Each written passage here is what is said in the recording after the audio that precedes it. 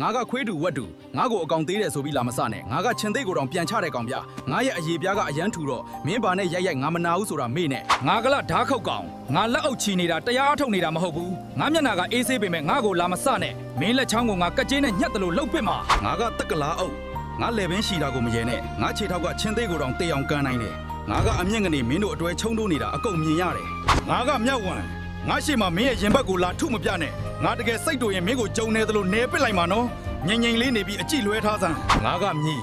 ငါကအစွဲလန်းကြီးတယ်ငါနောက်မှာတော့လာမရက်နဲ့ငါခြေကန်ချက်ကမင်းမျက်နှာကိုပုံပြတ်သွားစေနိုင်တယ်ငါကိုခိုင်းချင်ကောင်းကောင်းပြောငါကတတိစားတဲ့လင်းတို့ပါမင်းသွေးကိုမစုပ်ပါဘူးငါကိုလာကန်ရင်တော့ငါကမင်းကိုဆုလက်ဆောင်ဖြတ်ယောဂါတွေပေးလိုက်မှာနော်ငါကိုအဝေးကပဲကြည့်ငါကညားဘက်ရဲ့အလှတရားပဲငါကကင်းပစွန်ငါရဲ့လက်သီးကတနက်ကြည်စံထက်မြန်တယ်ဆိုတာမင်းသိလားငါကိုအလှမွေးငါထင်ပြီးလက်နဲ့လာမနိုင်နဲ့မင်းလက်ရိုးကျိုးသွားလိုက်မယ်ငါကမြေခွေးငါကိုဗလိန်လို့မထင်နဲ့ငါကပါးနဲ့တယ်မင်းရဲ့ကြက်ချံကိုငါလာလဲတာကဗိုက်စာလို့ပဲငါကိုမတွေ့ချင်ရင်အနံ့ပြင်းတဲ့ဆက်ပြားကြီးတွေဖြန်းထားလိုက်ငါကတင်းခွေချက်ငါကိုမြင်ဘောလုံးထင်ပြီးလာမကန်တဲ့ဥငါအခွန်ကကြီးကိုင်းကြီးထက်တောင်ပိုမာသေးတယ်ငါကိုလာမနှောက်ရှက်ပါနဲ့ငါကပျော့စိတ်ပဲစားတာငါကငှက်ပြောဘူးငှက်ငါကသေးပေမဲ့တစ်စက္ကန့်ကိုအချိန်မှောက်စေတောင်တောင်ပန်ခတ်နိုင်တယ်မင်းလက်နဲ့ငါကိုဖမ်းဖို့မကြိုးစားနဲ့ငါကလေးထက်တောင်မြန်သေးတယ်ဆိုတာမှတ်ထား